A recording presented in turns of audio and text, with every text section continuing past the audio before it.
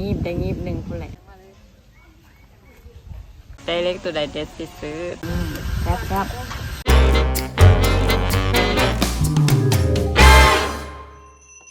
ฮัลโหลทุกคนวันนี้เฟสสิพาไปวัดหนองคำแสงเด้ออยู่บ้านยังวะแต่ว่าเมืองหาดสายฟองนี่แหละ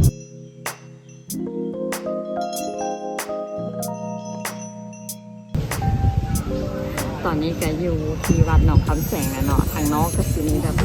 พญานาคคณะสลายยังมีเพื่อนกระบุษาพญานาคกันเนาะบรรยากาศในทางในวัดนี่คือแบบเย็นก็คือแบบงีบหนึ่งคนแหละ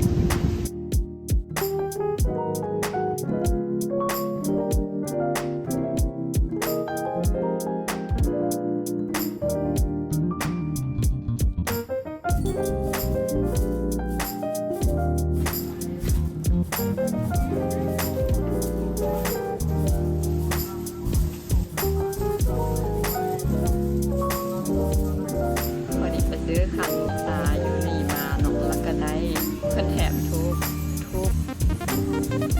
อย่างวะทุบที่ว่าอันบอกเลขนำหาเดี๋ยวกำลังท่าว่า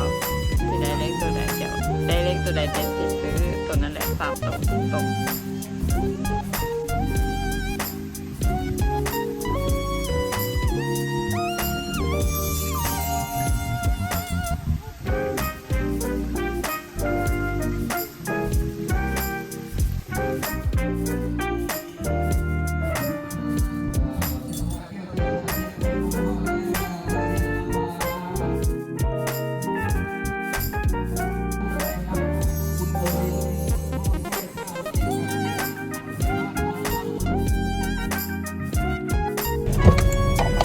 หลังจากไปวัดแล้วเนาะเดี๋ยวเป็นสิพาทุกคนมากินข้าวปุ้นเจียวขิงกันเนาะคืออยู่ใกล้ๆวัดนี่แหละเดี๋ยวสิท้ายหูให้เบิ่งเด้อว่ามันจะเป็นแนวใดดีแล้วก็สิกินให้เบิ่งน้ำแซ่บกินแบบเป็นตาแซ่บแต่บ่ฮู้สิแซ่บบ่